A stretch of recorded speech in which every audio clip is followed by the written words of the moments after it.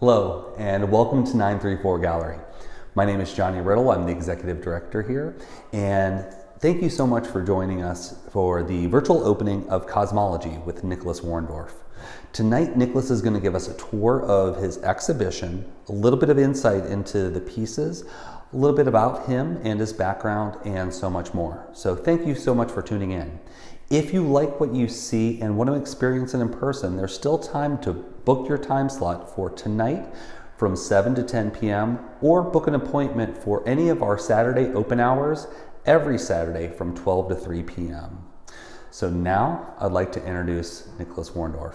My name is Nicholas Warndorf, and welcome to my exhibit Cosmology at 934 Gallery. I am an artist living and working in Columbus, Ohio. For the past couple years, I've been adjuncting at Wittenberg University and also working as a resident artist at Goodwill Art Studio and Gallery. So Cosmology is a show that imagines the role of plastic in our lives currently, like as a material as well as like an environmental and geological force. So taking that as the starting point, I use pretty much just common plastic bags from supermarkets to make cyanotypes, black and white photographs, and sculptures that explore the material. They tend to take on a bit of an abstract representation, but I think I like the outcomes of it. I titled it Cosmology because I'm thinking of how pervasive plastic has become in our world today and how commonplace it is. So thinking of if we can launch ourselves into the future, what kind of world are we building right now? What is the cosmology of the future that we're creating right now? All right, so starting with this diptych over here, this is a good place that I think shows my process into a lot of the work here. So this is a cyanotype, and cyanotypes are an old photographic process, and they rely on UV light for exposure. So I go out in the sun, I've got my prepared paper, and I create this little sandwich on the ground where I've got the prepared paper with bags layered on top, a piece of glass to keep it flat, and then we're out in the sunlight, so we've got the UV light coming down and filtering through the glass and the plastic onto the paper, creating this representation of the bags that is both I think representational and abstract. There's hints to plastic, especially when you have a recognizable grocery store or some kind of logo appearing. But overall, I find it a little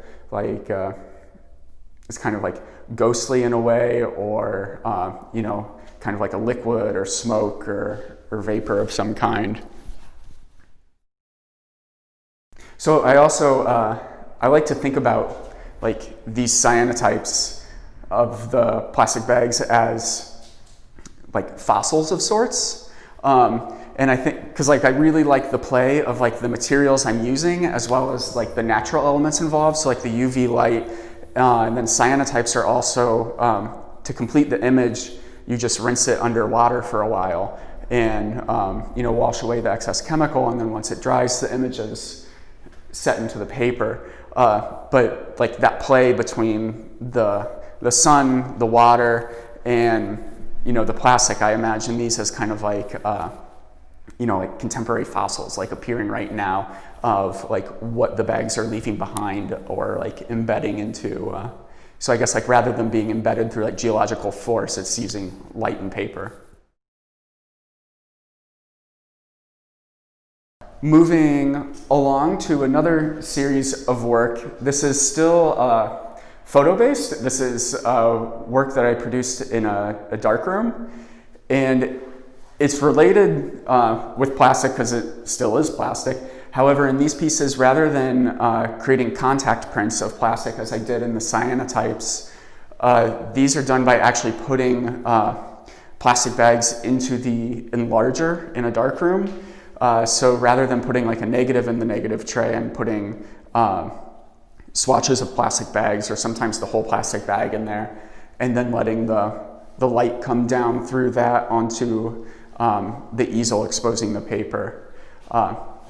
So with these pieces, as with the cyanotypes, there's a lot of chance involved. I'm never quite sure what I get, so it's you definitely have to like play with the work for a little while to find like an image that I don't know, one that I find interesting or want to show. I feel like these ones are a little bit like microscopic look at the plastic, and I think like that's also because like I'm using like a photo enlarger, so I've got like, you know, this big piece of like photographic equipment, you know, this tool that I'm using, versus these are just you know, outside with nature. But yeah, I like both for different reasons. These are two more cyanotypes. These ones I have worked over though with some gouache paint, as well as colored pencil and graphite, creating dots, or what I like refer to in the title as constellations on these. And the adding the dots or drawing over them is more of like an intuitive process, where honestly, like I do this to the like cyanotypes that like I get, and like I might like aspects of it, but not all of it. So it's sort of like the piece already didn't like turn out exactly like to like what I wanted. So rather than just like cast it aside, I use like those works as opportunities to continue working and you know, just see what can come of it, because I feel like there's like I don't know, no pressure of like having it like wasted at that point. So with these I use like a compass and stencils, and I just start putting dots into what I see as like vacant areas in the composition, or like sometimes points of convergence.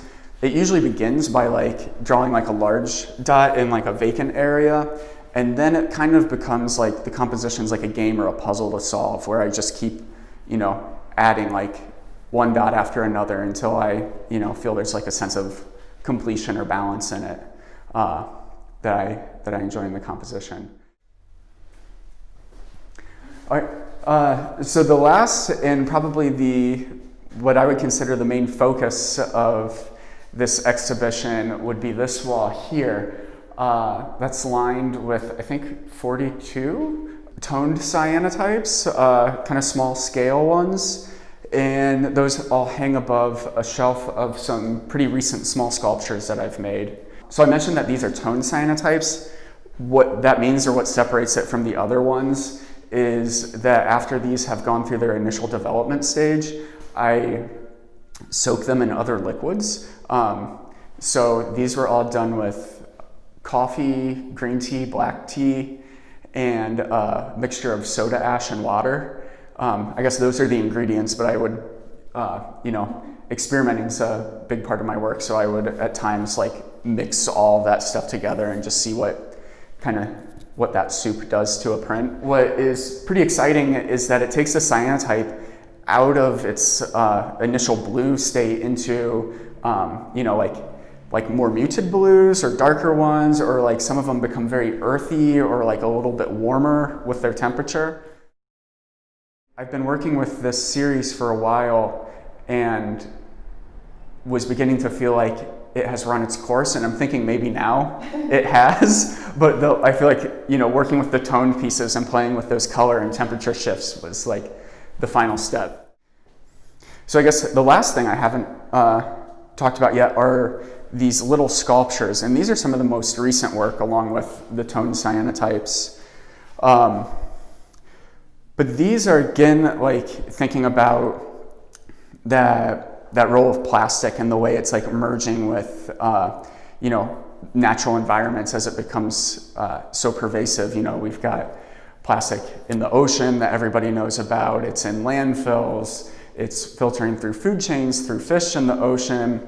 There's microplastics that like they break down to like smaller and smaller pieces but never fully disappear. So those have like gotten picked up in like jet streams and actually are in the air too. So we're literally surrounded by the stuff. But these I've been thinking about more of what kind of artifacts or hunks of stuff are we gonna or maybe not we, but future generations gonna be pulling out of the ground. This was the first one I made. So that one's actually probably a little over a year old now. And I made this as a little test at the same time. And I actually wasn't gonna include it just because it was so small and simple, I guess, compared to the others. But I don't know, at the last minute I decided I just really liked that surface and thought maybe the scale of it would be a nice contrast with some of the others. I'd have to say though, I feel like this one might be my favorite.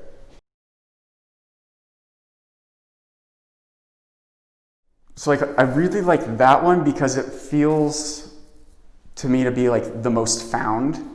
Other sculptures in here, like these two, are worked on in a way where I think they're readily identifiable as sculptures.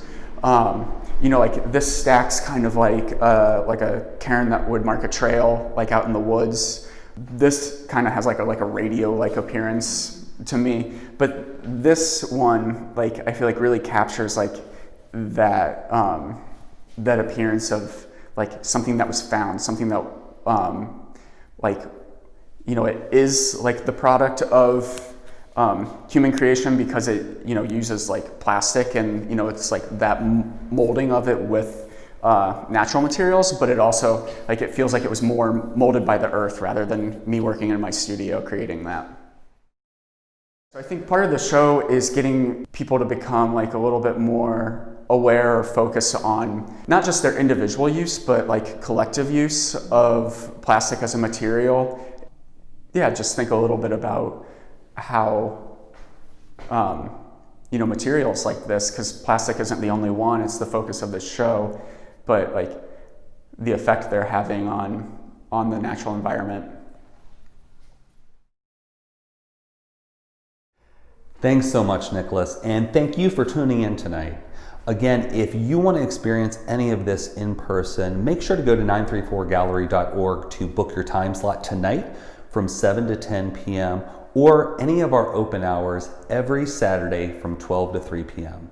Also, if you're interested in purchasing any of these pieces, you can do so on 934gallery.org. And lastly, as a not-for-profit volunteer-run arts organization, our programming is reliant on the generosity of our guests. So if you liked the virtual opening tonight and would like to see future programming just like it, please feel free to make a gift on our website. For 934 Gallery, my name is Johnny Riddle. Thank you so much, and we'll see you at the gallery.